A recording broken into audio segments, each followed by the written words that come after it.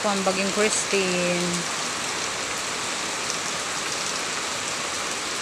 Kanina madaling araw, malakas ang hangin. Kung matandaan ko anong oras na natapos yung ganun kalakas ang hangin. Pero ngayon mahangin pa rin. Alam niyo naman ang bagyo. Ulan sa kahangin na magka-partner. Ayan. Masyado makita ang dilim.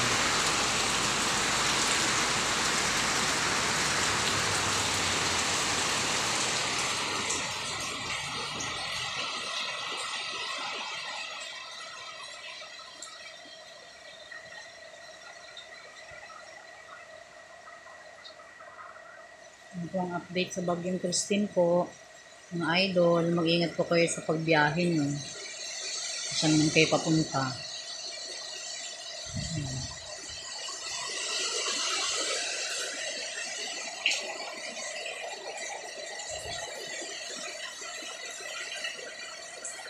Sana safe ang lahat. Paano na lang kaya yung walang mga bahay? Kawawa naman.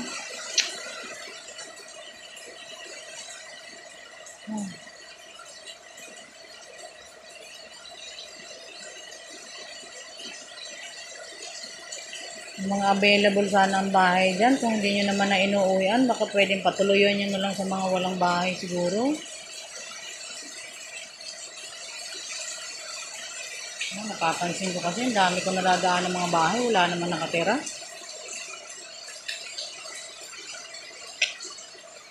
Sana maging concerned din kayo kahit di nyo kaano-ano. Ano ang masasabi ko?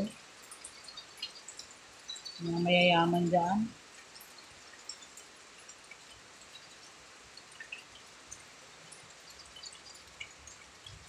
Sayang tubig eh, sinahag ko rin yung balde.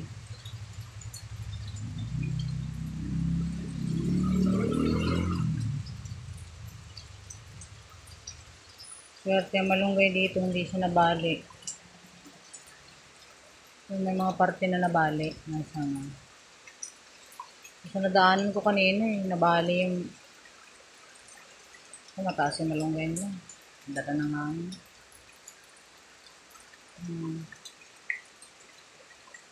Sana safe ang lahat. Iba naman dyan na may mga lakad, kung maaaring may postpone ng lakad nyo postpone nyo na lang. Kasi delikado talagang panahon. Kanina may bumibiyahe pa na aeroplano eh. Ewan ko lang ngayon kasi hindi ko naririnig dahil malakas ang ulan. Kanina mayroon pa ako narinig. Huwag pipilitin bumiyahe ha kung hindi kaya. No? Ay, Jesus name, Lord. Ang bahay namin, Lord.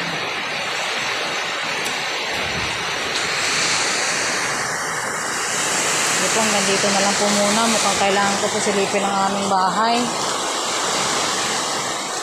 Ingat po kayo mga idol ha. Kailangan ko talaga lumabas. Hindi pwedeng hindi.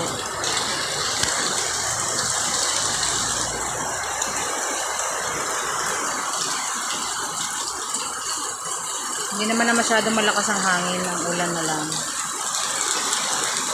Uy, Jesus name, Lord. Kaya nandito na lang po muna idol.